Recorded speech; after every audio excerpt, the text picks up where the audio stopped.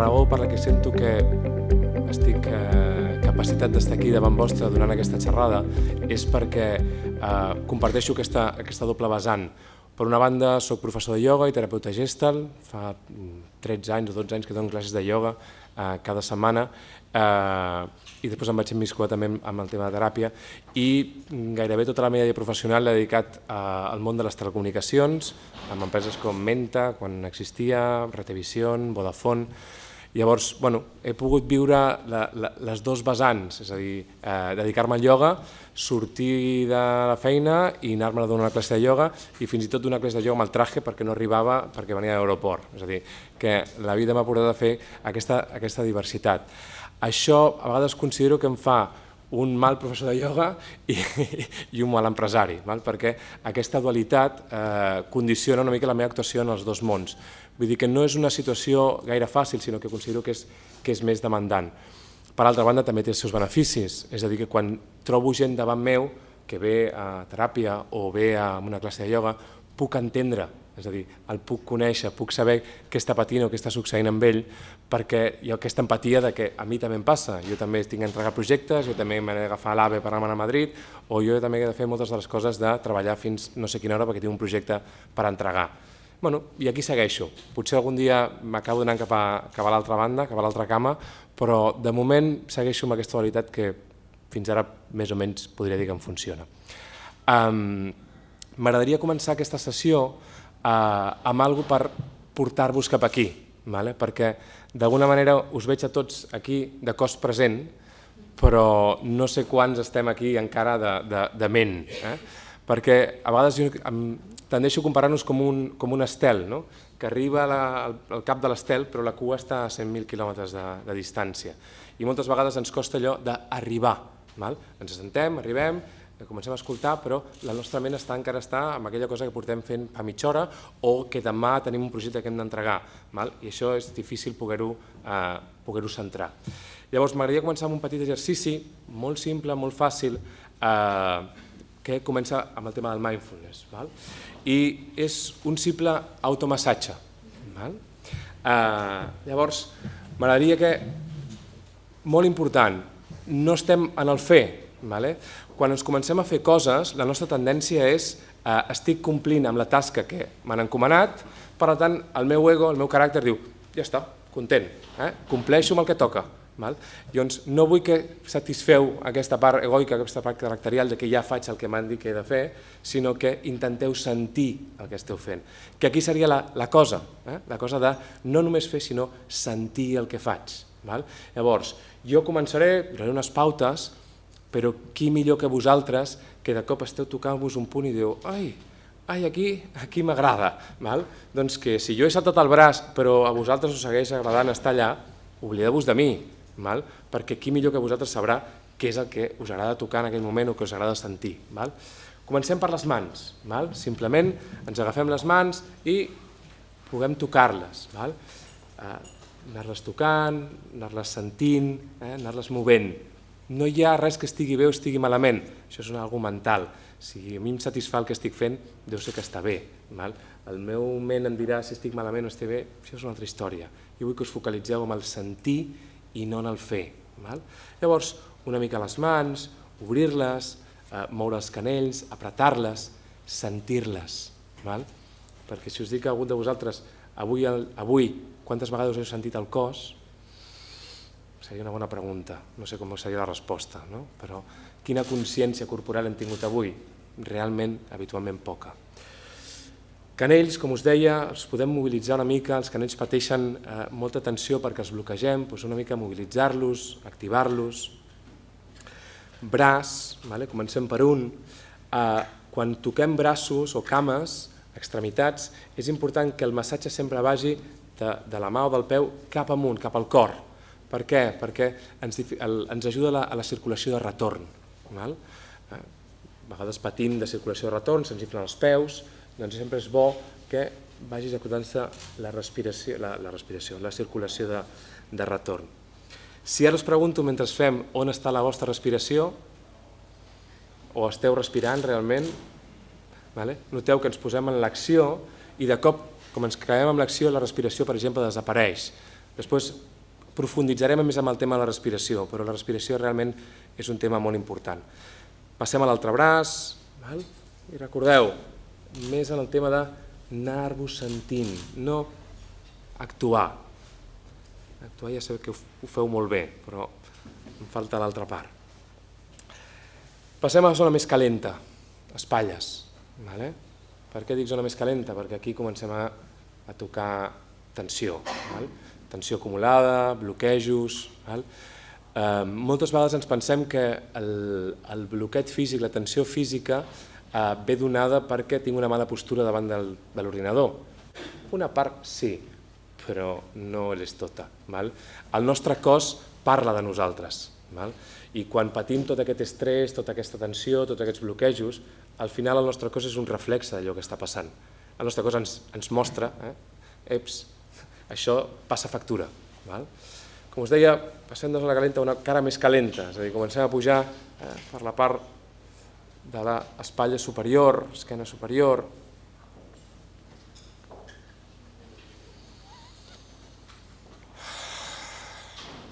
I ho procurem respirar.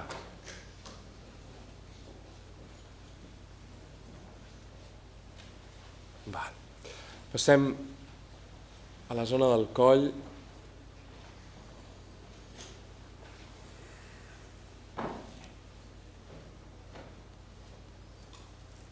Com us dic,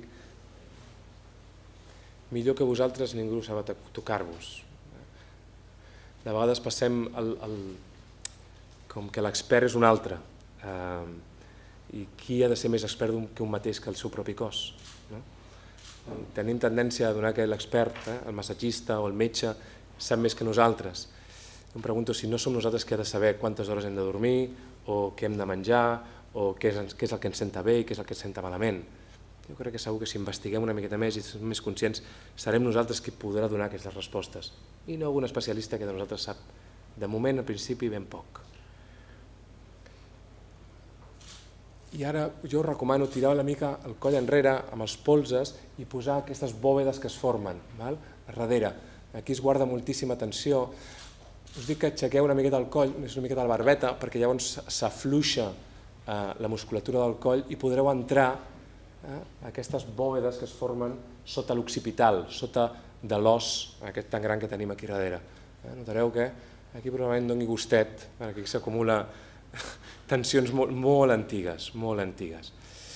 I ja, si us ve de gust despentinar-vos, us recomano una miqueta de cap, rascar.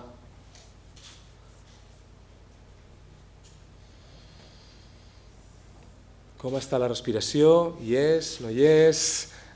Observeu com desconnectem de la respiració en l'acció. Quan respirar és més important que fer. I per últim, una miqueta la cara. Notar-vos el front, els polsos, una miqueta tancar els ulls i notar que els puc tancar i els puc afluixar. Si em podeu obrir una miqueta la boca i no us fa vergonya, i tocar-vos tota aquesta zona d'aquí, que estarà com una guitarra. El mateix, per què hi ha tensió en aquesta musculatura? No serà de menjar, o sí? Sabeu de què és habitualment? No sempre, però habitualment és de callar-me les coses.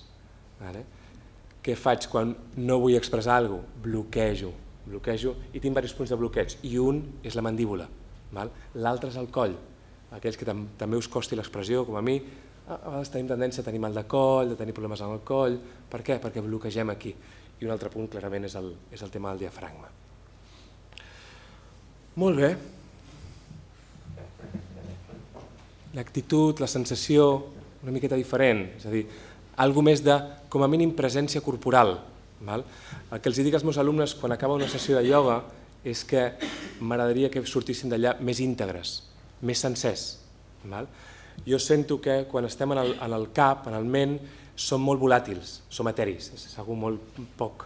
Llavors és arrelar-nos, és com tornar a casa, i una forma clara de tornar a casa per mi és en el cos. També ho elaborarem una miqueta més. Molt bé, comencem. Què hi ha a la nostra ment? Jo ho definiria com soroll, un soroll bastant terrible, És a dir, la nostra ment no para de generar pensaments i més pensaments, i jo crec que quan a vegades ens aturem ens adonem del soroll mental, del sense identificar el què, sinó simplement aquest rum-rum que genera a la nostra ment. Si el definíssim, què veuríem? Estudis diuen que tenim de 12.000 a 50.000 pensaments al dia. Us podeu imaginar el volum de pensaments que això suposa a la nostra ment? La gràcia de tot això és que el 95% d'aquests pensaments són redundants. Per tant, són pensaments ja coneguts, que ja els sabem. És a dir, que idees brillants no gaires, sinó que és la mateixa pel·lícula que em vaig repetint una i una altra vegada. Si ens escoltem, ho veurem, és sempre la mateixa història. No vull dir que no hagin de valorar la ment i els pensaments. Som un ésser racional. Jo crec que hi ha que donar-li importància. Hem construït tot el que hem construït com a humans, i hem destruït molt també, però perquè som éssers racionals i perquè tenim la raó, i la raó l'hem de fer servir. Però vigilem que no ens esclavitzi aquesta raó, aquest pensament. Què més hi ha en aquesta ment? Pensament, com us deia, repetitiu. L'he posat com en dues parts, el preocupar-se, i l'he dividit la paraula perquè preocupar-se vol dir ocupar-se d'alguna cosa que encara ha de venir. I rumiar, que seria exactament el mateix, però ocupar-me d'allò que ja va passar i intentar-ho solucionar o intentar-ho canviar. I allò, ho podria haver fet així, ho podria haver fet aixà, ho podria haver fet d'aquella manera, i si no sé què, i si no sé quantos. És passat. I poca cosa hi haurà de fer. Ara mateix algú pot pensar, bon dia, però jo necessito anar al passat per poder recordar i poder fer les coses millor i no tornar-me a equivocar amb allò que vaig errar. Sí, sempre que sigui un pensament conscient. És a dir, jo me'n vaig al passat, veig què és el que vaig fer malament, ho reconec, me'n torno al present i evito tornar a cometre el mateix error. Fantàstic. I el mateix amb aquest preocupar-me, que per mi seria una planificació, és a dir, planifico. Necessito tenir un projecte, necessito arribar a una data i per arribar a aquella data necessito planificar-me. Fantàstic, també torna a ser un element conscient. Jo conscientment me'n vaig al futur o jo conscientment me'n vaig al passat. Però la nostra ment contínuament està allà, al passat o al futur, preocupant-se, rumiant, de forma inconscient. No us trobeu vosaltres mateixos i una altra, donant-li voltes a la mateixa cosa. Després veurem que alguns de vosaltres tenim tendència a estar en el futur i alguns de vosaltres teniu tendència a estar en el passat. En veurem més sobre el tema. Què més hi ha? Un fantàstic diàleg intern. I tot el dia, vinga, dale. Psicològicament parlaríem del superego o el superjo, que seria aquesta part que indica com he de ser jo i allò que hem de fer. És que tu has de fer això, has de fer l'altre i has de comportar-te així i mira't, i mira no sé què, i mira't no sé quantos. De nou, aquesta part nostra ens ha fet fer grans coses en aquesta vida. Molt probablement, molts dels que esteu aquí heu aconseguit les coses que heu aconseguit per aquesta part, per aquest cabroncet intern que nyigui. I és útil, i és vàlid. Podríem dir que probablement sigui papà o mamà introjectats, aquesta part de la papà i mamà que està dintre i que s'està nyaca apretant-nos. I ja dic, i té la seva part útil, i té la seva part bona, però no sempre. És a dir, vigileu amb aquesta autoexigència perquè és desgastant. És a dir, la nit o el dia existeixen perquè existeix el perill oposat. Per tant, hi ha d'haver moments d'autoexigència, hi ha d'haver moments de tirar endavant, donar-ho tot, deixar-me la pell, però hi ha d'haver moments de descansar. I em direu, sí, jo descanso, però si quan descanso tinc el dimoniet que diu, però què fas aquí al sofà amb totes les coses que has de fer?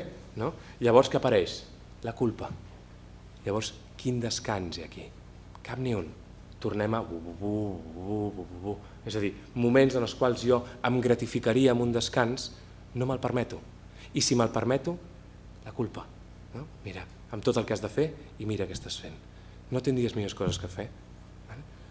Possibles missatges que jo vagi tenint mentalment. Què més hi ha? judicis i prejudicis. Per mi, què generen? Més soroll. I sobretot em generen la no capacitat d'obrir-me, d'obrir-me a l'experiència. Quan jo tinc un prejudici, opio poder contactar amb el que hi ha. El que jo anomenaria, o el que en el mindfulness s'anomenaria la mente del principiante, la ment que està oberta. Quan jo en sé molt d'allò, ja no em deixo sorprendre. És com ABC. Quan jo vull crear coses noves, m'he de deixar sorprendre per la situació, perquè si no sempre actuaré de la mateixa manera. Llavors, intentem, a la mesura del possible, a nivell de baixar el nivell de judici i prejudici per poder-nos obrir a l'experiència, perquè d'això tracta el mindfulness, de poder-nos obrir a l'experiència present. Bueno, doncs deixo de pensar, no? Seria així de fàcil. De cop decideixo, ja no penso més. Tots sabem que això seria molt fàcil de dir, però molt difícil de fer. Moltes de les coses que ens passen és que no puc parar aquesta ment. No hi ha manera, és que em pot en mi. La qüestió seria, per què no puc deixar de pensar? Davant d'aquesta pregunta jo penso que perquè hi ha una protecció de l'autoimatge. Nosaltres som d'una forma concreta i el seguir pensant i actuant d'aquesta manera protegeix aquesta autoimatge. No estar en consonància amb l'autoimatge jo crec que ens posa en una situació de perill, d'inseguretat, perquè és una cosa desconegut. El patró de comportament ja ens és útil, ja ens va bé. Penseu que dels pensaments es creen accions, de les accions es creen resultats i dels resultats es creen creences. I cercle viciós, i allà estem, en aquest cercle que precisament el que fa és que no ens deixa actuar d'una manera diferent, perquè, com us deia, ens protegeix. Sortir una miqueta de la zona de confort, sortir una mica del patró conegut de pensament o de forma de pensar. Què té d'important per mi sortir-me d'aquest patró? Moltes vegades vaig tenir una conversa bastant agradable aquest dissabte amb un amic de nit, amb copa de mà, que el meu amic no entenia, però tu per què li dones, per què t'hi fiques i per què segueixes ficant-hi, per què fas teràpia i per què fas Gestalt, és a dir, què és el que t'està ficant allà? I una part de mi que em sento buscador, amb ganes de cercar, amb ganes de descobrir-me, amb ganes de una mica desvelar-me. I l'altra part molt important que he anat descobrint és la llibertat, ser més lliure. Per mi, quan em poso en modo reactiu, em poso patró, no actuo, reacciono. Soc com una espècie de frontón. La pilota dona aquí i rebota. I sempre, si li dono un angle, sempre rebotarem al mateix angle. Per tant, no tinc una capacitat de crear. Estic menys connectat amb mi i tinc menys grau de llibertat. Què vol dir això? Que si jo estic més obert a l'experiència, tinc la capacitat de rebre, sentir-ho, notar-ho i respondre. No reaccionar segons un patró que tinc après. I per mi això és molt important perquè em dona un grau de llibertat, d'actuar de nou. El que us dic abans de no tenir un prejudici de que aquesta persona que és així farà això o es comportarà d'aquesta manera. Donem-li a veure què passa. Obrim-nos a l'experiència. I a veure, perquè llavors poden sorgir coses noves, si no, difícilment passarà alguna cosa nova. I normalment, quan em canso de la meva ment i estic fart d'escoltar-me, què faig? Actuar, moure'm, activar-me. Ara tenim el mòbil, que és com una cosa màgica. Estic cansat de pensar, trec el mòbil, i consulto coses, i segons quines coses consulti, llavors també alimento el meu ego. No, és que estic consultant al Twitter que hi ha coses molt interessants i llavors, és que estic fent una cosa molt important, perquè si em dediqués a fer coses no importants, llavors em sentiria malament. Però no, com estic mirant això que és molt important, aquesta notícia tan important, me l'estic llegint, però què estic fent? Fer. No em deixo sentir, de nou segueixo fent. O els que fumeu, un piti per fer alguna cosa, o ara s'ha posat de moda córrer, Forrest Gump, perquè és com, vinga, a córrer. Córrer per què? És fer, segueix ser fent. Córrer és saludable, si no dic que no, però vigilem, de què ens estem amagant darrere de córrer, i córrer, i córrer, i córrer, i córrer. Alguna cosa a mi em fa una mica de pudoreta, potser. Com a mínim, vivim-ho, no? Què està darrere d'allò? Un no contacte amb la realitat, amb el que m'està passant, un de fugir. Podríem dir que seria una sublimació, és sublimar tot allò que no puc treure de cap manera. Com ho sublimo? Amb l'esport. L'esport és un gran sublimador. És a dir, tota aquella cosa que se'm carregui, que no puc treure, doncs faig esport i llavors entre les endorfines em calmo i em trobo millor. Però de nou no estic deixant-me connectar amb la cosa que em fa estar intranquil, que em fa estar no gaire bé. Bueno, i llavors, què és el mindfulness i què no és el mindfulness? Per mi aquest gràfic ho mostra clarament, no? El gos clarament està en el moment present i veu el que hi ha, que és natura, un sol meravellós, possiblement una llum fantàstica, i jo estic en el mateix lloc amb aquest soroll mental, que precisament no em deixa viure l'experiència, no em deixa contactar amb allò que hi ha. A vegades diem, faré un viatge meravellós i me n'aniré a 10.000 quilòmetres de distància, perquè allà està la platja aquella que tant m'agrada i que tant he somiat anar. I arribo i no hi soc. I dir-vos, tu has passat bé? Sí, he estat, ho he viscut, però en quin grau d'experiència? Quin és el percentatge de mi que estava allà i quin estava amb les coses que estaven aquí, o amb allò que encara no havia resolt? A mi sempre poso un exemple, me'n vaig a sopar amb un amic que fa 3 mesos que no veig i resulta que desgraciadament aquell dia em passa una cosa molt greu i em planto el sopar i estic allà realment? Si sóc capaç de posar-ho davant, si sóc capaç d'obrir-li al meu amic, probablement li obri, em deixi m'afluixi, em deixi anar, li expliqui, comparteixi, li doni un espai a la cosa i després diguem, va, deixem estar la cosa i anem a compartir aquest espai tu i jo, perquè per això hem vingut, no? Per això fa 3 mesos que no ens veiem i aquest és el moment per compartir. Però si no em deixo estar amb la cosa, sigui quina sigui, l'experiència que jo viuré d'aquell moment present serà molt limitada. Sí, hauré quedat amb el meu amic, però què hauré sentit? Hauré complert, no? Sí, ja he quedat, fins aquí 3 mesos. Però què hauré viscut d'aquella relació? Què hauré viscut d'aquella cosa? Llavors, necessito tornar a sentir-ho, tornar a posar-me allà amb la major consciència possible. Per això és el mindfulness. Li podem dir mindfulness, li podem dir atenció plena, li podem dir com vulguem. La qüestió és experimentar el moment present de la forma més plena possible. Diguéssim que el mindfulness per mi existeix des de sempre. És a dir, quan parla Jon Kabat-Zinn, que diríem que és el precursor del mindfulness a la vida moderna, parla des del budisme. Però algo que ens toqui més de prop seria Sant Juan de la Cruz i Santa Teresa. És aquest contacte, aquesta plenitud del moment, aquesta il·luminació en el moment present. Què va fer Jon Kabat-Zinn? Va agafar aquesta actitud que ell va treure del budisme i el que va fer és intentar utilitzar-se amb els seus pacients per millorar els estats de depressió o d'estrès. I va fer un curs de 8 setmanes on es treballa això, la capacitat de contactar amb l'experiència present. Tan difícil i tan fàcil. Llavors, el mindfulness no és més que això, és el contacte amb el present. I com podem estar en contacte amb el present? Amb activitats de lo més quotidianes. Quan camino, quan em dutxo, quan menjo, quan em rento les mans, quan rento els plats. Qualsevol activitat pot ser un bon moment pel mindfulness. Però què passa normalment amb aquestes activitats? Quan jo camino pel carrer, la majoria del temps estic amb un grau de consciència suficient per no trepitjar la merda, que afortunadament a Barcelona cada cop n'hi ha menys pel carrer, però no xocar amb la gent que passa pel costat, els meus congèneres, i poca cosa més.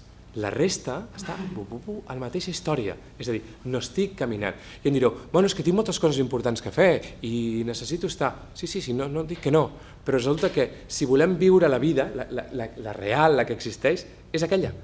No n'hi ha altra. Em direu, bueno, és que pel carrer no passa res. Segur? Segur que no passa res. En el carrer de vegades es dona una llum meravellosa, una llum fantàstica. Per exemple, a mi m'encanta la llum de l'hivern, aquella llum més ataronjada, I aquesta llum es dona en alguns moments del dia. O a l'autobús un nen pot fer una moneria i si jo estic allà i ho veig i m'ho deixo sentir, riuré, m'emocionaré, recordaré alguna cosa, però he d'estar allà. Si segueixo la meva història no m'ho deixaré entrar, perquè és que no ho veuré amb els meus ulls, però res més. Per mi, quan hi ha un treball de mindfulness, quan contactem amb això que diuen l'atenció plena, és per mi quan aliniem el que sento, és a dir, el que m'arriba, el que sento, el que penso i el que expreso. Quan això s'alinea, això és màgia. És quan aquest nen em fa una moneria davant, jo ho veig, m'ho deixo sentir, quan m'ho deixo sentir potser arriba un pensament, ui, quina gràcia, mira que divertit, i això em recorda la meva infància, i de cop apareix una emoció, que és, quin gust, que maco, que preciós.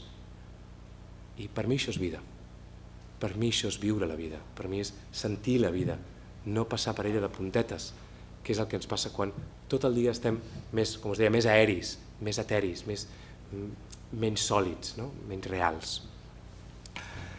Què és per mi també, únicament la dutxa, perquè crec que és un moment, com a mínim per mi, un moment molt agradable, una dutxa d'aigua calenta. Jo sento que és un moment gratificant en el meu dia a dia, i normalment entro a la dutxa que semblo perquè vaig tard.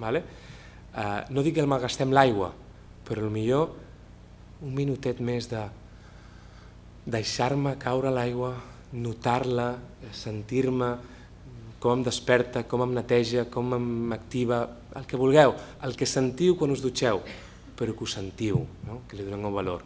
I després entrarem una miqueta més amb el tema del menjar, que també considero de molt valor, com mengem habitualment. Què és per mi també el mindfulness? Llum, la capacitat de veure, és a dir, per mi l'atenció el que ens donarà és llum, i la llum ens donarà la capacitat de veure amb claredat.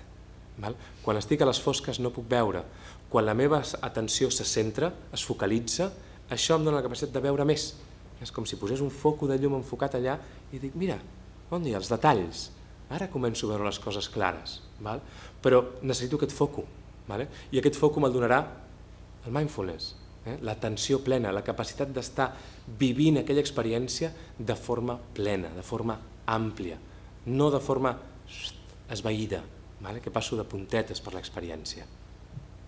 Un moment que bec aigua.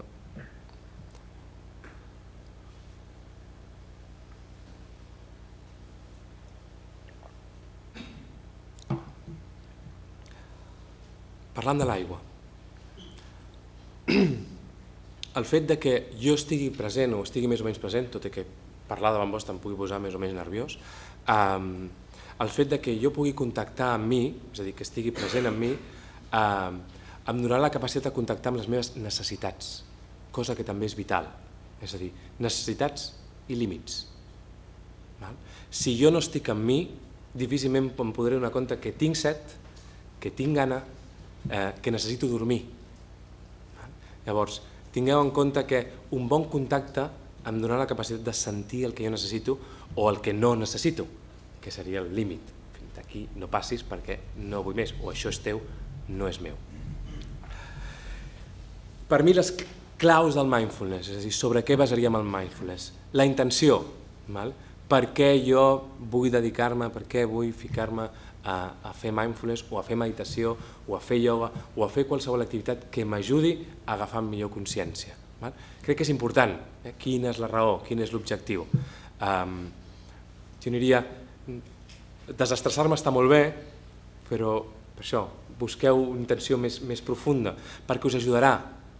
Contra la intenció més vàlida, més profunda sigui, més difícil us serà desenganxar-vos d'allò, de la pràctica, perquè la pràctica és difícil mantenir-la, però si hi ha un motiu, una intenció clara, evident, m'ajudarà a poder-me mantenir en la història.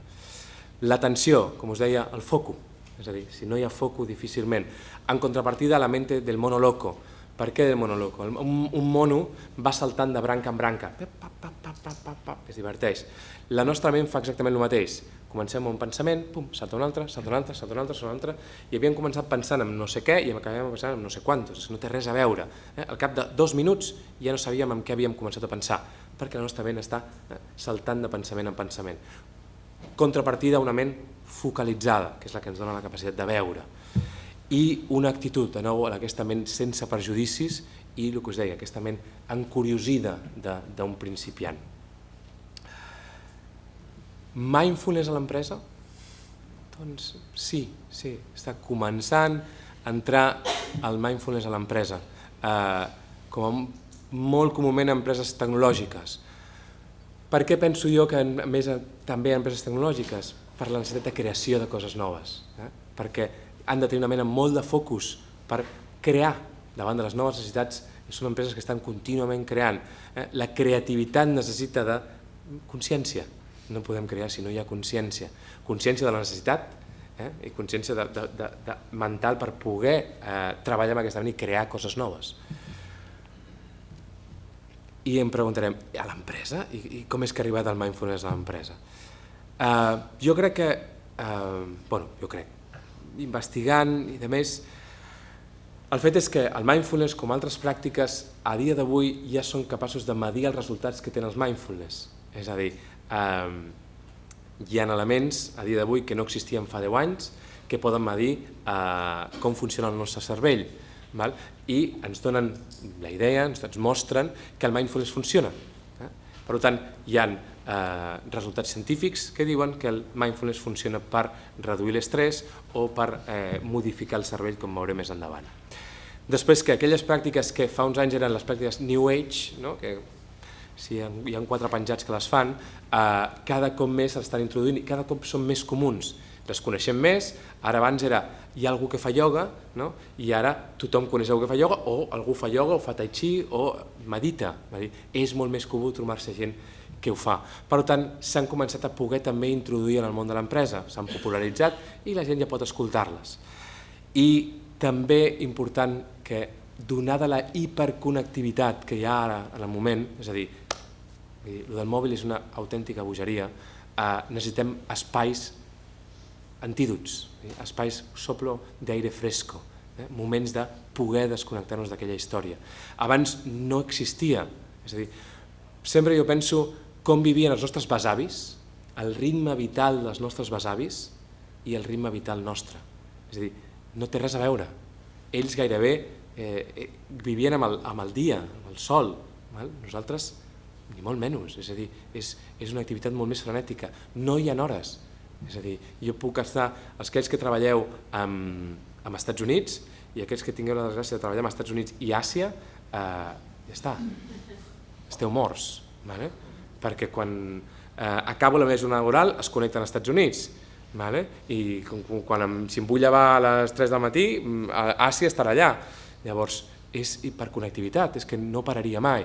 Jo només treballo als Estats Units, llavors a les 6 de la tarda estan a la costa de Califòrnia, pam, és com la locura, ja estan actius per fer tot, i tu dius, que són les 6 de la tarda i el que m'agrada ja és començar a baixar el ritme, però no, has d'estar com a mínim un parell d'hores donant tot allò.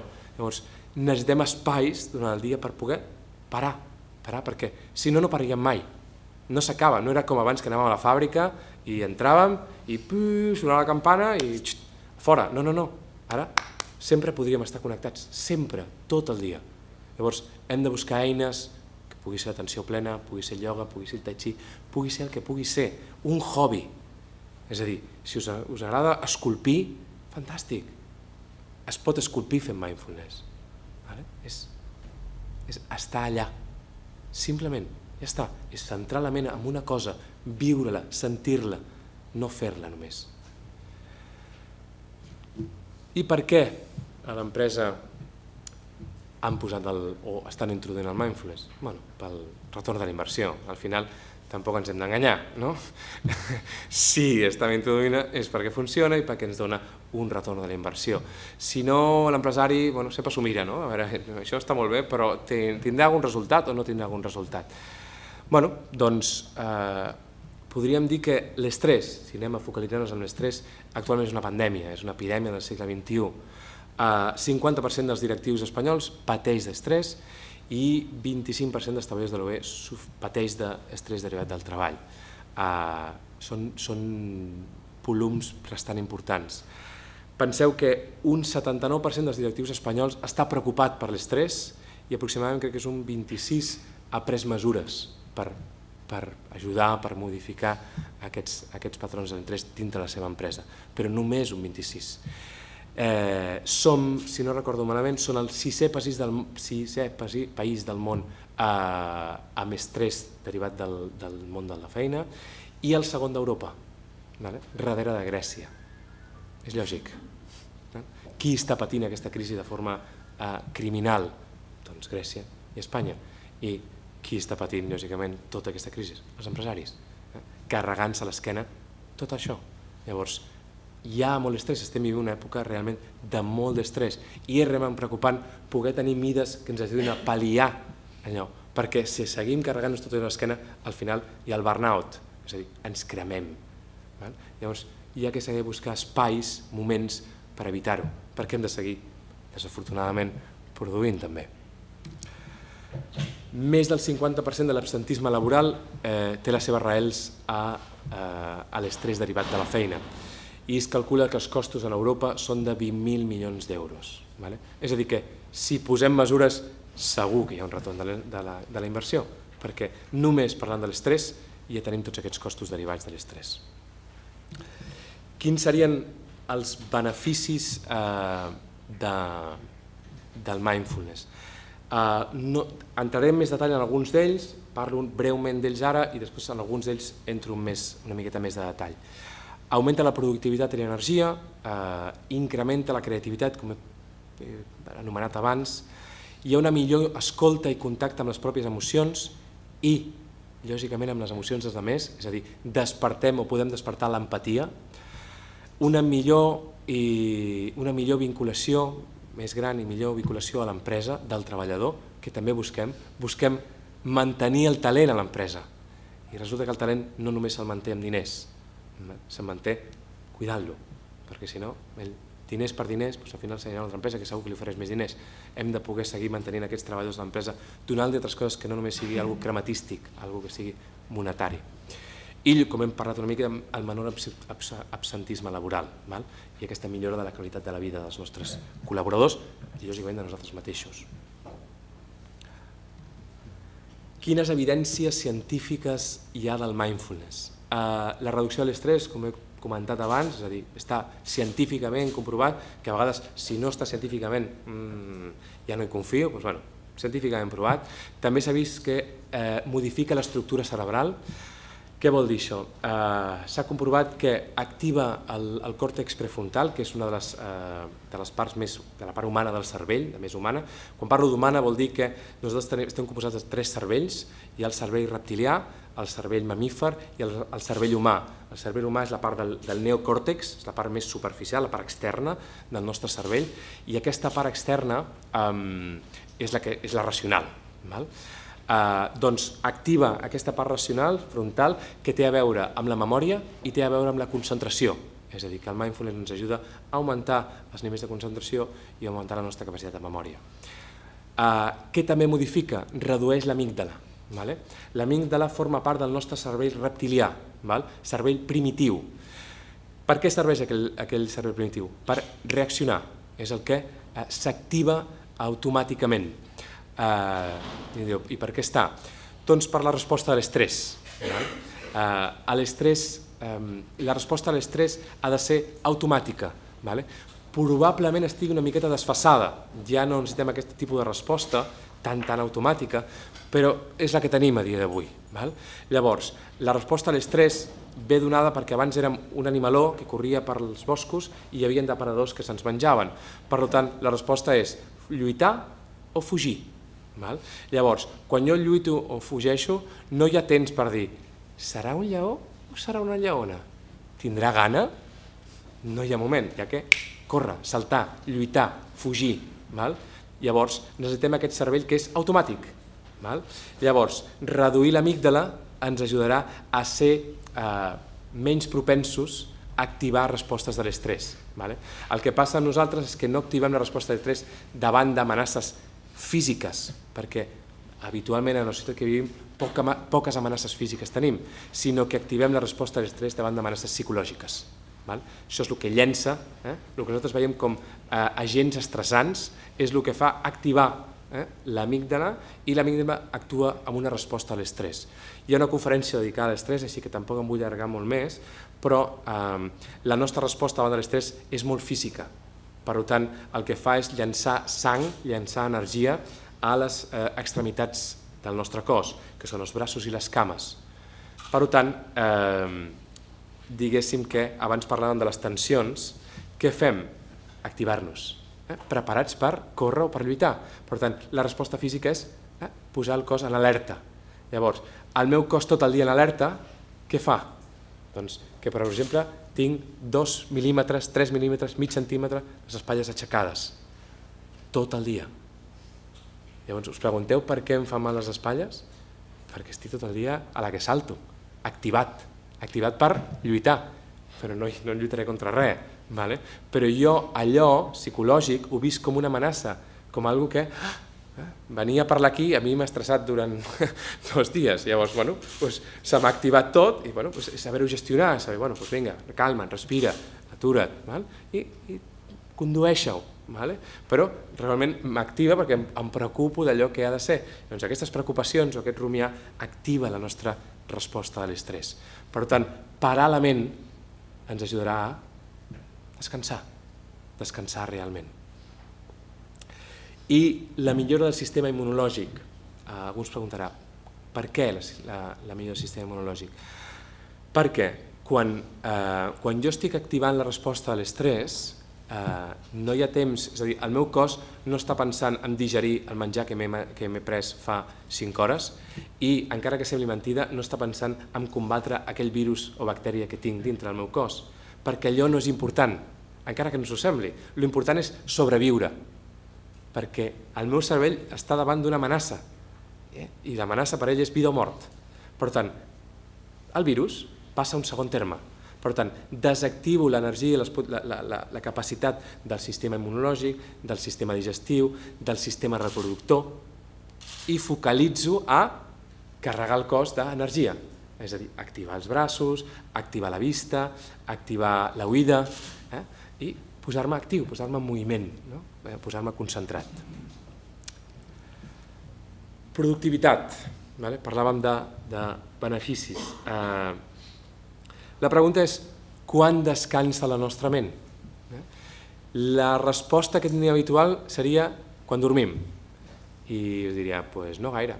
Quan dormim, el nostre cervell està ordenant, està col·locant, passant a la memòria més profunda allò que ha de passar, descartant allò que no té importància. És a dir, hi ha un moviment cerebral bastant important i es veu en estudis amb les ondes cerebrals. És a dir, el nostre cervell està fent coses mentre dormim. Llavors, quan descansa el nostre cervell? Perquè suposadament ha de descansar, no? O no li permetem descansar. Si volem que el nostre cervell estigui productiu, necessitarà moments de descans, perquè quan hi hagi demanda, pugui donar aquesta demanda, pugui oferir aquesta demanda. A més, és maco veure que el nostre cervell en massa corporal és d'un 2%, però en consum d'oxigen és un 20%. És a dir, consumim una barbaritat d'energia pensant.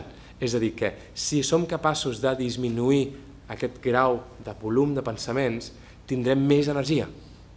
Més energia per fer més i millors coses.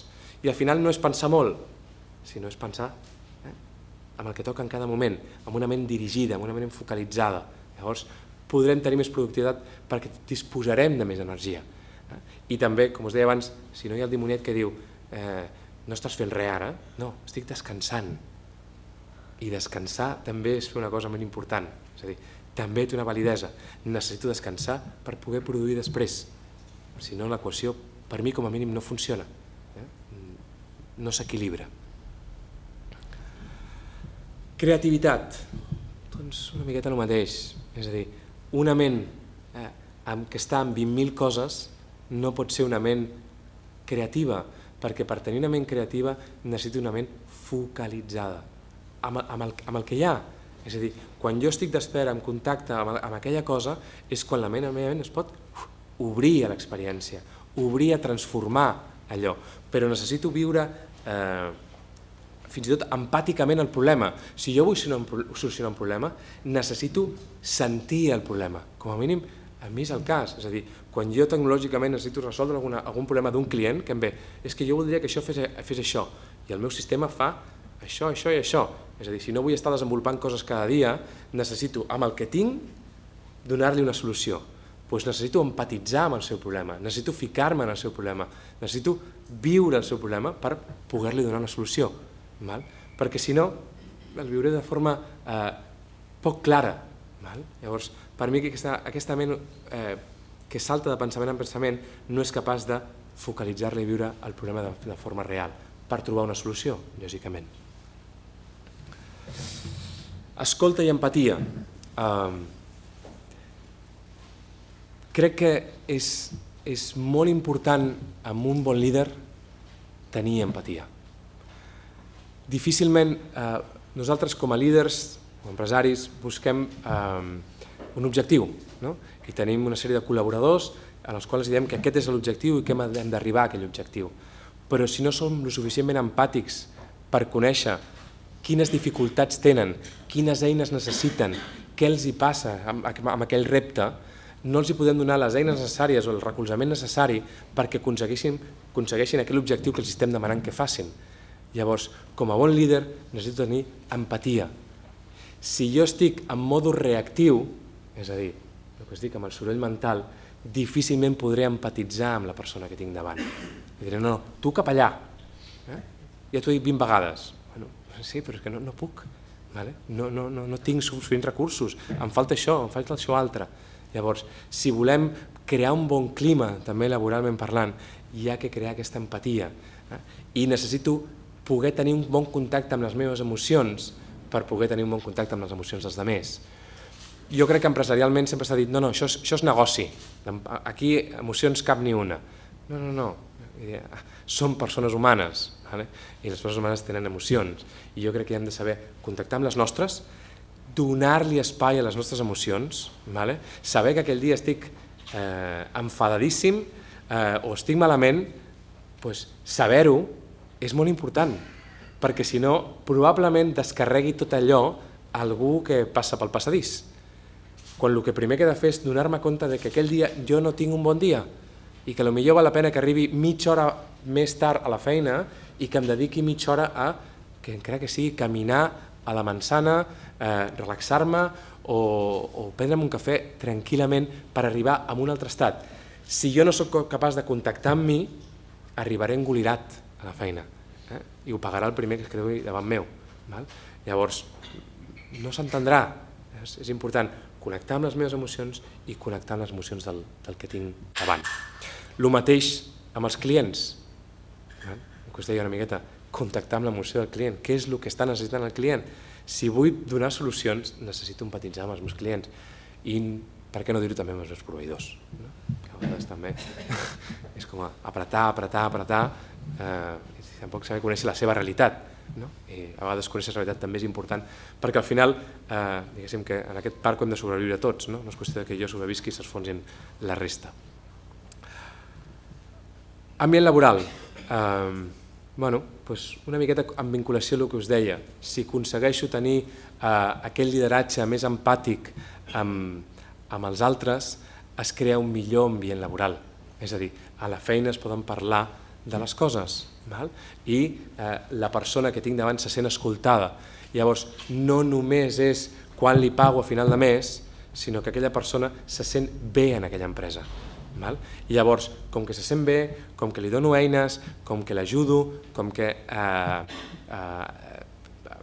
poso cursos que li vagin bé o elements que aquella persona, més enllà dels diners, tingui uns valors dintre d'aquella empresa, com flexibilitat horària, com la mútua, que és el típic, com altres elements, no únicament mirarà el sou a final de mes a l'hora de canviar-se de feina, sinó que mirarà tot allò que li estic oferint, que és molt més, i que són valors intangibles, però que al final, davant d'una decisió, quan no vull que se me'n marxi el talent, és important que hi hagi aquesta vinculació, que se senti vinculat a aquella empresa, que forma part d'un projecte, no que és un col·laborador, un treballador més que està allà picant pedra.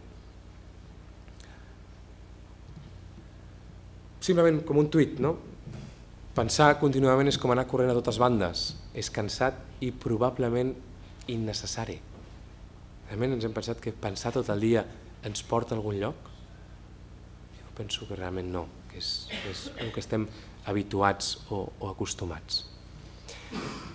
Quins són els factors de recolzament? És a dir, sobre què jo em puc recolzar per ajudar-me a fer aquesta transició? És a dir, hem vist quins són els beneficis, hem vist per què aplicaríem el mindfulness a l'empresa, i sobre què jo i els meus col·laboradors, els meus treballadors, els poden recolzar per activar aquesta actitud més d'atenció plena. També els anomeno, no entraré sobre tots ells, però més o menys perquè veieu alguns, i després treballaré sobre alguns d'ells amb més profunditat. Viure el present, això ja n'he parlat, no? És com activar-me en el moment present. El cos, quin és el primer exercici que hem fet avui a l'arribar? Anar al cos, contactar-me, saber que estic aquí. I part d'aquest cos és la meva respiració. És a dir, contactar amb la meva respiració m'ajudarà molt. Els sentits, és a dir, jo rebo la vida a través dels meus sentits. És a dir, si jo em focalitzo en els meus sentits, si jo poso focus als meus sentits, m'ajudaran a vincular-me en el moment present. El que jo veig, el que jo escolto, el que jo oloro. Un clar exemple és què he olorat avui o què hem olorat avui. Possiblement menjar, i molts de vosaltres em direu alguna pudor, però la pudor és un acte defensiu, és a dir, és un automatisme del meu cos. Què fa? El meu cos quan sent una pudor diu perill, cuidado, això pot ser perillós. No t'ho mengis, no t'apropis, és a dir, que aquí estem anant més al cervell reptilià, és algo més reactiu, però jo parlo d'olorar, de deleitar-me amb olorar alguna cosa. Us doneu compte que aquest sentit sembla que estigui ja com apagat, no? Potser algun de vosaltres un menjar, potser una flor, però està una mica dormit. Per mi també molt important els meus moments. Vosaltres sabeu què és el que us agrada, doncs doneu-li espai durant el vostre dia a dia. Aquest és el meu moment i me'l dedico a mi i el gaudeixo i el disfruto i el visc en plenitud, amb la major plenitud possible. I lògicament la relaxació i la meditació, o el ioga, o el tai chi, o aquella activitat, com us he dit, un hobby. Si dona igual, és que no cal que sigui una cosa increïble, cal que sigui l'espai en el vostre dia a dia en el qual us dediqueu un temps a vosaltres. I aquest temps vol dir realment estic ficat amb l'acció, amb allò que estic fent. No estic fent pensant en l'altre, perquè llavors ja està, s'ha perdut. Aquell moment s'esvaeix i ja no apareix. Present. Deixeu-me elaborar una miqueta més el tema del present. Simplement dir-vos que l'única cosa que existeix realment és el moment present. Passat ja va passar i en el passat moltes vegades ens pensem que el que recordem és exactament el que va passar i ja us diria que no tant, perquè al final recordem el que volem recordar i recordem un tros de la història, la que nosaltres vam veure, i depèn del nostre estat de consciència, realment vam veure en pantalla panoràmica o vam veure per un forat. És a dir, vigileu amb els records perquè al final, com us deia, estan defensant la nostra autoimatge, estan refutant que ens hem de seguir comportant d'aquella manera concreta. Així que donem-li com a mínim una quarantena als nostres records. I el futur, que encara no ha arribat. Per tant, com no ha arribat, queda dir jo, si sou pitonissos o pitonisses, potser sí, però en conjunt comúment no veiem el futur. Per tant, és una que ha de venir, així que estem oberts a poder-lo viure. Què passa quan estic en el passat? Què passa quan estic en el futur? Una cosa important és que estrenyo el present. Per tant, la meva capacitat de viure en el present disminueix. perquè si estic en el passat o estic en el futur, no estic en el present. Això és evident. Com us deia, l'important no és que jo no recordi o que jo no planifiqui, sinó que ho faci conscientment, que no deixi la meva ment contínuament enganxada en el passat o en el futur. Probablement podríem dividir la sala entre aquells de vosaltres que teniu tendència en el pensament automàtic a estar al passat i aquells de nosaltres, perquè jo m'incloeixo, que tenim tendència a estar en el futur. Si parlo de patologia, si parlo de la patologia de passat, la patologia de passat seria la depressió, perquè em quedo enganxat. Allò, com ho podia haver fet, com ho podia canviar, i si parlo patològicament, entraria en un procés depressiu, perquè no puc sortir d'allà, perquè em quedo enganxat amb la cosa. Quin problema té el viure sempre en el moment passat? Que el que crearé en el moment present s'assemblarà molt al passat, perquè com que contínuament estic vivint en el passat, la meva experiència present, la creació de l'experiència present s'assemblarà al passat. És a dir, que seguiré sempre en la mateixa estructura vital. Futur. Quina seria la patologia de futur? Ansietat. Que no arriba mai, que no arriba. I l'altra, no tan patològica, seria la insatisfacció contínua. Per què? Jo que soc de futur us puc parlar d'això. Jo imagino que quan aconsegueixi allò hauré aconseguit el meu objectiu. I diré, ja arriba. Resulta que quan arriba ho tinc tan desgastat que arriba i faig, era això? Vale. Quina és la següent cosa? I així una altra, i així una altra. I així sóc el ratolí que us ensenyava abans que corre i que mai arriba enlloc. Perquè sempre estic buscant una cosa nova, que suposadament és la que m'ha de donar la satisfacció completa. I resulta que quan arriba tampoc era per tant. Així que saltem a la següent, i a la següent, i a la següent, i a la següent. I això que em provoca? Aquesta ansietat, aquest no parar, aquest no poder parar mai, i aquest continuar. Repeteixo, això ens ha fet fer grans coses en aquesta vida, però també ens dona una insatisfacció molt forta i una ansietat. Si observem la nostra capacitat atencional, mental, i la poséssim en un gràfic, que és un triangle equilàter, és a dir, que tots els angles tenen 60 graus, són iguals, podríem dir, com us deia abans, que tinc pensaments, tinc emocions i tinc sentits. Una mica el que us explicava abans del nen, que jo el veig, el capto a través dels sentits, em surt un pensament que agradable, que maco, i em surt una emoció, perquè potser em ve un record. És a dir, quan jo ho tinc equilibrat, puc moure'm de pensaments, sentits i emocions de forma saludable. Quan estic neuròtic no. És a dir, quan estic neuròtic no puc, per exemple, contactar amb les emocions, perquè me les tallo, perquè no contacto amb elles. Però habitualment, i generalitzo, no dic que sigui sempre igual, el que passa amb la nostra capacitat atencional és que està focalitzada, com dèiem, en el pensament. Per tant, l'angle del triangle, el superior, s'obre, ocupa gran part de la nostra atenció. Per tant, molt poc espai per les emocions, molt poc espai pels sentits. Una mica gràficament el que us deia és que quan vaig caminant pel carrer ja no puc tenir els sentits oberts perquè només estic pensant i ni molt menys contactar amb les meves emocions, perquè no contacto amb mi mateix. És a dir, camino pel carrer amb la mínima atenció del món real, del present, i estic sempre rumiant o preocupant-me, segons si sou de futur o sou de passat. Un altre element que ens pot ajudar com un factor de recolzament a nivell d'aquesta atenció plena. La respiració. Ahondo una miqueta amb la respiració perquè la considero molt important. La respiració és una funció fisiològica, aquesta respiració que entra i surt aire dels nostres pulmons. Així és com nosaltres, si anem a biologia o naturals que fèiem, ens explicaven, això és la respiració, quan s'inflen els pulmons, es desinflen els pulmons. Si ahondem una miqueta més ens donem compte que no és així.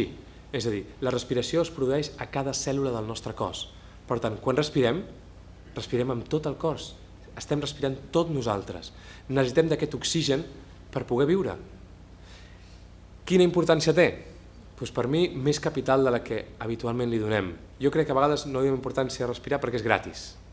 Però cada cop més tenim més cura de la nostra alimentació, cada cop més tenim més cura del que bevem. Per tant, bevem menys Coca-Coles, o menys begudes gaseoses, o menys sucre, però ens preocupem de com respirem?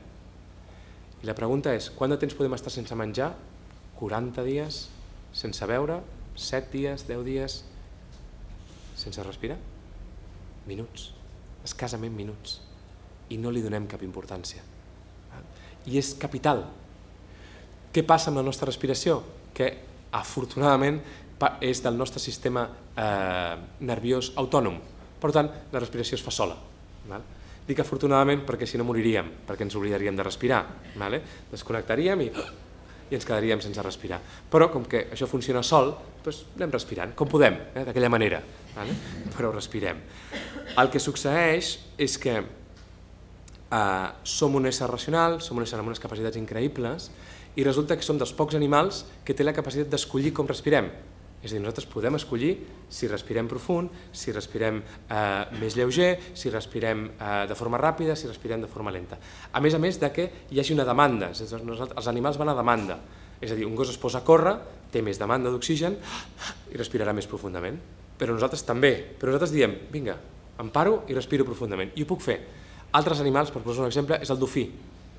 El dofí, com que ha de nedar per sota l'aigua, decideix que en aquell moment no respira i quan surt de l'aigua, respira. És a dir, ell també escull quan respira i quan no respira. Tot i que tenim aquesta capacitat, jo m'aventuro a dir que som l'animal que pitjor respira de la faç de la Terra, perquè tenim aquest condicionament. Què ens passa amb la nostra respiració? Que està vinculada amb les emocions, és a dir, que cada emoció té un patró respiratori associat. Per tant, que quan jo estic ansiós, respiro d'una manera, quan jo estic trist, respiro d'una altra, quan jo estic estressat, respiro d'una altra, quan jo estic trist ja ho he dit, quan jo estic alegre, respiro d'una altra.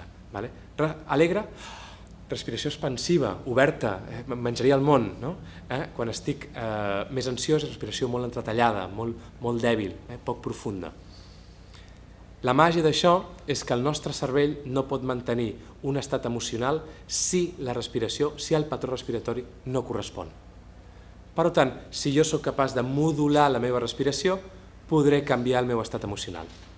Per tant, si jo estic estressat i em paro, contacto amb el meu cos, com hem fet, i contacto amb la meva respiració, de cop i volta sortiré d'aquell estat, em desestressaré. Simplement contactant amb la respiració, simplement modulant, canviant la respiració. Entro una miqueta més i després fem un petit exercici. Entro a nivell biològic perquè recordem una miqueta el que era la respiració. I m'importa el diafragma i per això us el mostro, perquè el diafragma és un muscle i com qualsevol altre muscle del nostre cos pateix de l'estrès, de l'ansietat, dels bloquejos, pateix de tot això. Llavors, què passa quan un muscle pateix de tot això que es bloqueja? Perdo mobilitat, per tant, el meu espatlla es mou menys, o el meu coll ja no gira igual, o intento fer una torsió i ja m'he quedat encarcarat. Què passa amb el diafragma? Que perd elasticitat. Per tant, la meva respiració cada cop es torna més pobra, seria la paraula, perquè no té la capacitat d'activar-se, perquè està tens, està bloquejat, donades aquesta ansietat o aquest estrès que anem patint. Si parlem de la respiració, m'agradaria que, com a mínim, perquè ho tinguéssim una miqueta més clar, podríem parlar de 3 tipus de respiracions. La respiració diafragmàtica, la respiració costal o intercostal i la respiració clavicular. A mi m'agrada sempre imaginar-ho com una ampolla d'aigua, d'aquestes, de vidre. Una ampolla de vidre, el cul de l'ampolla és la part ampla, després s'estreta, es va fent la part mitja una miqueta més estreta i després el coll de l'ampolla, la part més alta, sobretot l'ampolla és més gran, és la part molt més estreta. Doncs imagineu-vos el pulmó més o menys així, una part molt ampla, que és la part diafragmàtica, una part més estreta, que és la part costal, i una part molt estreta, que és la part superior i clavicular. Aproximadament 70-75% de l'oxigen es capta a la part diafragmàtica, 20-25% a la part costal i un 5% a la part clavicular. No per això una respiració és més important que l'altra. De fet, en el ioga diem que la respiració clavicular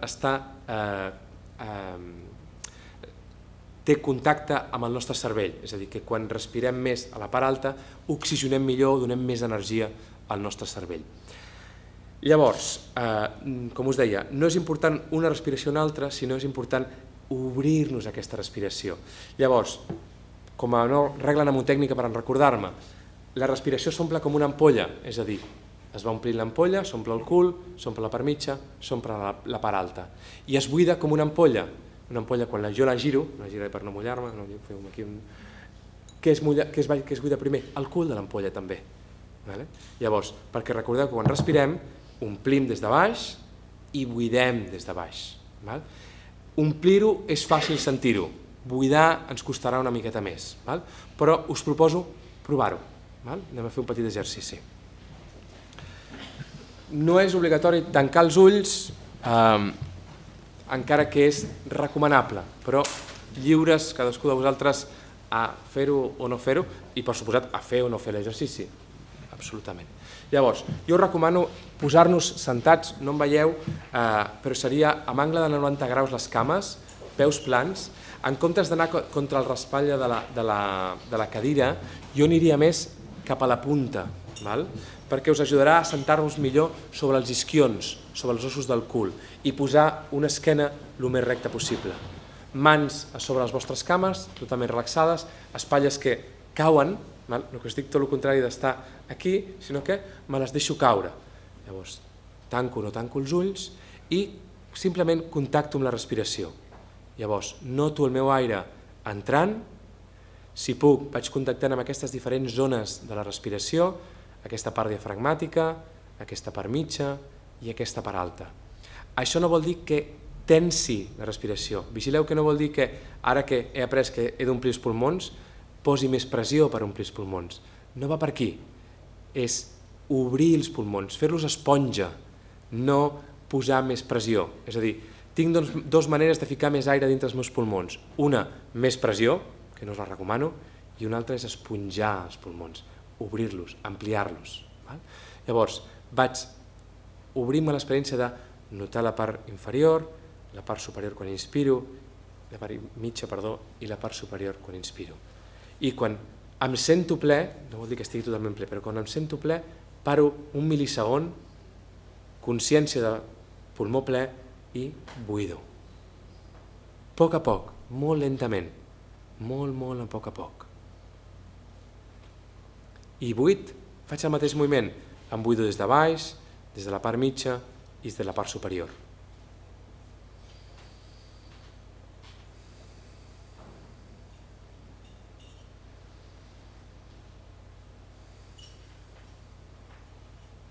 I ara, els que sigueu més visuals mentalment, us convido a que poseu en la nostra ment un quadrat, un simple quadrat amb els 4 costats iguals, i que en el costat vertical m'inspireu i que en el costat horitzontal em traieu l'aire. I així m'aneu resseguint el quadrat mentalment. Aquells de vosaltres que no sigueu tan visuals i que us costi mantenir la imatge del quadrat, en comptes del quadrat, compteu. Conto vol dir que inspiro en 1, 2, 3 segons, cadascú el que toqui, i expiro amb 1, 2, 3 segons, és a dir, mateix temps en la inspiració que en l'expiració, és a dir, modulant aquesta respiració i equilibrant-la, com pausant-la.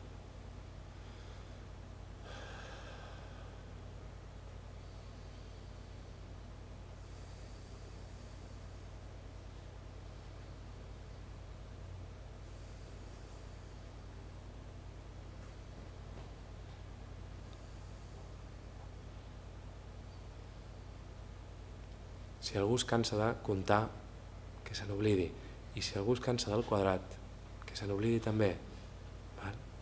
I simplement ja agafat el ritme, es mantingui amb sentir, observar, notar la respiració.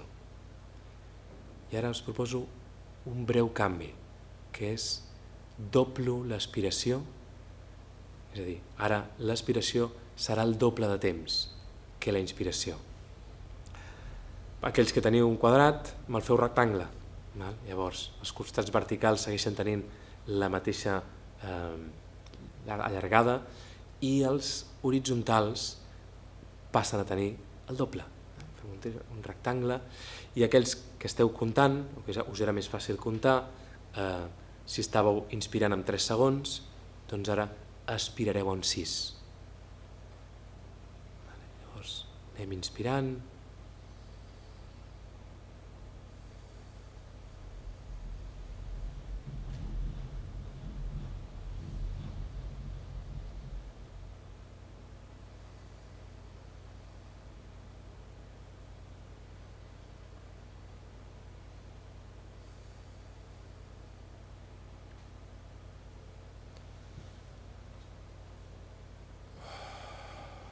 perfecte, i a poc, sense pressa, anem sortint. Per què allarguem l'aspiració? Per què es treballa habitualment amb aquestes tècniques allargant l'aspiració? Perquè dintre del sistema simpàtic autònom l'aspiració està vinculada al sistema parasimpàtic. El sistema parasimpàtic és la part del sistema autònom que té la capacitat de relaxar, és el que contrau les pupil·les, atura el batec, atura en el sentit que el relaxa el batec del cor, o relaxa també altres elements com sigui la sudoració, és el que ens ajudarà a aturar-nos. Per això és important que a l'hora de respirar, a l'hora d'entrar en un treball respiratori, procureu, en la mesura del possible, allargar l'aspiració. És el que us donarà la capacitat de baixar, afluixar, de sentir-me. Un dels problemes que crec que tots ens plantegem és que estic respirant i de cop m'apareix un pensament. Doncs benvingut. Li donem la benvinguda, hola pensament, adeu pensament. Ja està. No és mantenir una ment en blanc, com us repeteixo, som éssers racionals, estem fets per pensar i la nostra ment pensarà i pensarà i pensarà. El problema és pensar sobre el pensament i aquí és on m'he engrescat. I ja està, ja estic a 300 quilòmetres de distància. És a dir, apareix un pensament, doncs li dono la benvinguda, apareix aquest pensament. Potser aquell pensament té importància, té valor. Doncs li dono la benvinguda, que potser me l'he de deixar sentir. I si no, doncs deixo que se'n vagi i torno a la meva cosa, que és estic respirant. O estic fent una cosa, o estic fent escultura, o estic tocant el violí, el que us agradi fer. Si us ve el pensament, donem-li l'espai que necessita i tornem a la cosa, si és possible. I així ens passarem el dia, anant i tornant. Però afortunadament en aquest vaivé hi haurà petits espais de profunditat, hi haurà espais d'atenció plena o mindfulness, estar amb la cosa. Però sobretot que no surti el jutge, ja estàs una altra vegada, ja no estàs aquí, perquè quin valor ens aporta això? Soroll mental, una vegada més. Sentir aquest jutge, sentir aquesta part del superior indicant què és el que he de fer i què és el que no he de fer. No, és el que hi ha, i estic content amb el que hi ha. A mi em ve sempre una cosa de que si li parléssim als nostres amics com ens parlem a nosaltres mateixos, no en tindríem ni un d'amic, perquè no ens aguantaria ningú. Però aquest sempre està dintre. I acallar-lo una miqueta, donar-li l'espai que necessita, quan el mereix, donar-li, però quan no, no fa falta tampoc. Us parlava dels sentits. Quin és el meu sentit predominant? Important, és una bona vinculació dels sentits, és contactar amb el sentit. Què és el que m'agrada veure, què és el que m'agrada olorar, què és el que m'agrada tocar, què és el que m'agrada menjar, disfrutar-ho. Llavors, són elements que us ajudaran a anar al present. Llavors, si us agrada veure el mar, doncs per què no baixar un cop a la setmana a veure el mar, a disfrutar del mar? Això és un exercici que no farem, però que podem fer a través de mindfulness. 5 coses que passen desapercebudes a la meva atenció. Tots teniu un lloc de treball en el qual us sembla que ho teniu tot controlat, que sabeu exactament el que hi ha allà perquè ja porteu no sé quants anys treballant al mateix lloc. I jo us pregunto, pareu i potser amb l'oïda comenceu a escoltar 5 coses que en l'habitualitat, en el modo normal, en mi modo normal, no escolto. I notareu que escolteu sorolls diferents. O quines 5 coses jo no estic acostumat a veure, però que hi són, que estan en el meu dia a dia allà davant i que passen totalment desapercebudes a la meva visió. Llavors, és una bona manera d'arribar a un lloc, 5 coses que normalment no veig. I això, pum, em tornarà a engegar el present o a connectar-me amb el moment present. Parlàvem de quins són els factors de recolzament, deixem-me parlar de quins són les amenaces que em poden evitar contactar amb aquesta atenció plena. El mateix, llista, estrès, estil de vida, distraccions, multitasca o procrastinació. Encara que existeixi un estrès positiu, és impossible mantenir-lo indefinidament. Som empresaris, la majoria de vosaltres, o és igual, i ens agrada tenir una miqueta d'estrès en aquesta vida. És el que ens dona la salsa de la vida. Si no, seria molt avorrida. Ens agrada. I si no ens agrada, doncs va ser hora d'anar a la muntanya i oblidar-nos d'aquesta vida. Però és el que ens dona vidilla, és el que ens posa les piles, és el que ens activa, els reptes, el fer coses noves. Així que sí que està bé un pèl d'estrès. És que si no ens avorriríem molt, habitualment. Però és impossible mantenir un nivell d'estrès continu, perquè l'estrès positiu és l'eustrès. Quan passem de l'estrès positiu passem a la fase de diestrès. Si ho mirem amb un metall, que és com la paraula estrès ve de l'estrès que li provocaran els metalls, és a dir, un metall, si jo l'estresso, té certa capacitat de doblegar-se, per exemple, però si jo l'estresso massa, el trencaré, que seria el burnout. Llavors, busco la meva capacitat d'estrès, aquest estrès positiu. Per què hi ha un estrès positiu? Perquè l'estrès positiu és el que m'activa, em posa l'atenció al 200%, em mobilitza, el repte me'l vull créixer, el vull saltar, vull superar-lo. I aquest estrès és el que m'ajuda també a fer això. Però vigilem perquè no podem tirar sempre de l'estrès, perquè si no ens apagarem. En una vida diària, cada tros de pendent que puja és una situació estressant d'un dia normal. Per exemple, aquesta persona s'ha llevat i no ha sonat el despertador. Malament que arribeu tard. Llavors, pum, estrès a dalt. Es fica en el cotxe i de cop tràfic més de l'habitual. No arribo de cap manera. Arribo a la feina, espero que no em vegi el jefe. M'ha vist, més amunt. Em truca un client amb un problema, torno, i així el dia, què em passa? Que l'estrès és absolutament acumulatiu, així que jo vaig acumulant i arribo a casa com un goril·la, engorilat, que no hi ha qui em pari, i no tinc capacitat de desfer-me d'aquell estrès. Què passa si busco petits moments en el meu dia que m'ajudin a baixar, simplement una mica, no estic fent grans baixades, simplement us asseguro que les pendents són exactament les mateixes. L'únic que he aportat en aquesta gràfica són petites baixades. El meu nivell d'estrès al final del dia és totalment diferent. Perquè, tot i acumular-lo, he buscat aquests petits soplos d'aire fresco, aquests antídots durant el meu dia a dia que m'ajuden a baixar el meu estrès. Així que són absolutament necessaris. Són allò que jo anomeno stops. Ho faig en castellà perquè ho faig en castellà, si no en català no enganxa. Stop, toma aire, observa, prosigue. És a dir, em paro. Què podem fer amb aquests stops? El mòbil. Ens podem posar la paraula stop en el mòbil. Stop, a les 11 del dia. Un minut el tenim tots, no m'enganyeu. Dir que el contrari és mentida. És que tinc moltes coses a fer, sí, però un minut el tenim. Llavors, com que no ens en recordarem mai, el mòbil és una bona eina. Stop! Vull. Un minut. Que tinc dos? Que tinc cinc, clar, contra més millor. Però si en tinc un. Fantàstic, un bon minut. I així, jo ja sé quins moments al dia em puc procurar de fer aquests stops. I després, quins stops hi ha? La vida ens ofereix molts stops. El que passa que no els aprofitem.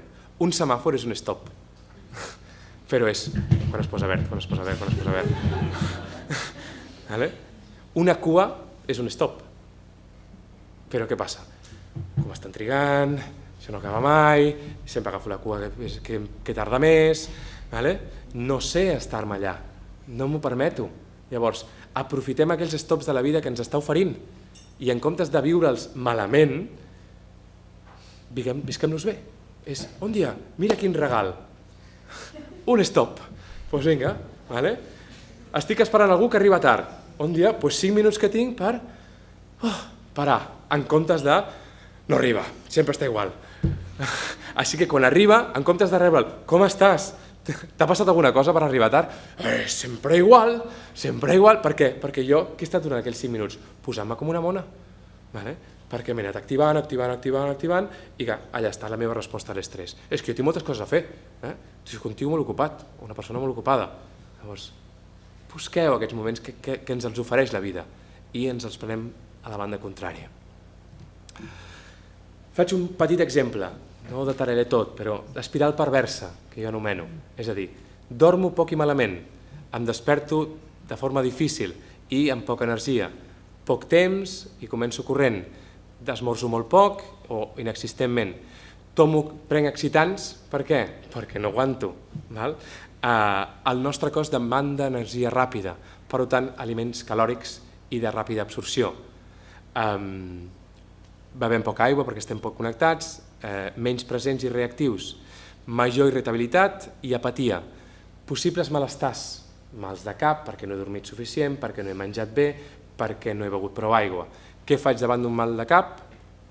Pastilla, la pastilla màgica, perquè som una societat de solucions ràpides. En comptes de poder sentir el mal de cap i dir, on dia, no he dormit prou, potser aquesta nit el que em toqui seguir descansar més, o no estic bevent prou aigua, o estic menjant massa sucre, i per això m'està venint aquest mal de cap, o tinc una tensió terrible a les meves cervicals, i he de fer alguna cosa per substituir-ho. Però en comptes em prenc una pastilla màgica. Arribem a casa cansats i sense energia vital, i la pregunta és, esports? Hobby? Ni de conya, al sofà. Què ens passa amb el sofà? Què? Internet o la tele?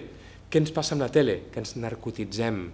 Per tant, la nostra capacitat atencional ja no està amb nosaltres, sinó està fora. Per tant, aquesta narcotització fa que no som capaços de contactar amb que estem cansats i que possiblement avui toqui anar-nos a dormir aviat. Per tant, la història es repeteix, em torno a dormir tard, desconnectat amb el Facebook o amb mails dels Estats Units o d'Àsia o del que sigui, i em torno a dormir tard i em torno a aixecar sense haver dormit suficient. I la història se repite, i una i una altra i una altra. I un es pensa, per què estic fet una piltrafa? Doncs perquè estic enganxat en aquest cercle, en aquesta espiral, cosa que es pot canviar. Descanso agradablement, em desperto una mica abans, un despertar més fàcil, energètic, respiro, medito, o simplement soc.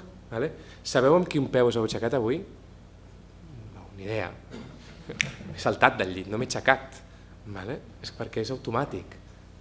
Per tant, puc somriure al dia, puc esmorzar bé, augmenta el meu nivell de consciència, per tant, començo a poder escollir i no reaccionar.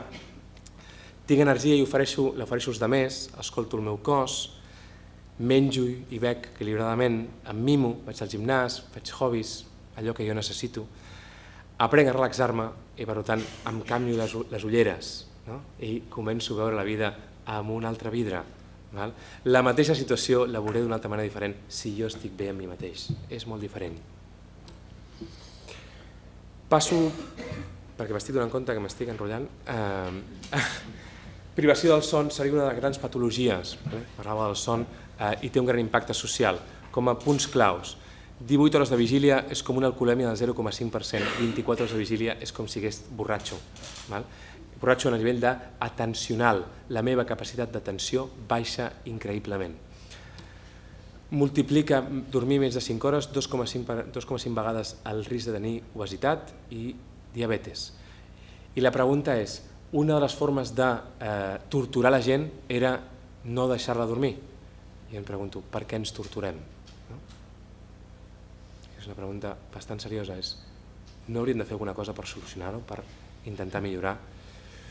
Això simplement és un estudi que marca que 12 hores despert és una simple tasca molt simple i és la capacitat de reacció. En 24 hores despert observeu que el gràfic marca unes puntes, que vol dir que ja no soc capaç de reaccionar amb velocitat perquè la meva capacitat d'atenció baixa increïblement. És a dir, no descansar bé desmunta totalment la meva capacitat d'atenció. Grans catàstrofes provocades per l'ésser humà han estat degudes, en part, perquè els equips que treballaven en aquests equips de treball no havien descansat lo suficient. per tant, perquè havien de treure, com per exemple el Challenger, un projecte endavant i per tant van deixar de descansar i al final no descanses i comets errors i aquests errors a vegades costen vides. Un tuit, una reflexió. Heu posat alguna vegada un despertador a l'hora d'anar-vos a dormir en comptes de sempre despertar-nos, que marqui pip, pip, pip, pip. Bueno, potser va ser l'hora de tancar i anar-me'n al llit. Mides de la meva higiene del son, anar-me'n a dormir, una rutina en el son, fer els plans pel matí ho considero molt important. És a dir, si jo abans d'anar-me a dormir faig els plans de demà, molt probablement em pugui saltar l'estrès perquè digui no he fet això, o he de fer això, o he de fer l'altre. No és un bon moment. Aquell moment és per un moment per baixar, per anar decaient, no per seguir activant-me. Com us dic, us passaré la presentació, però m'agradaria avançar.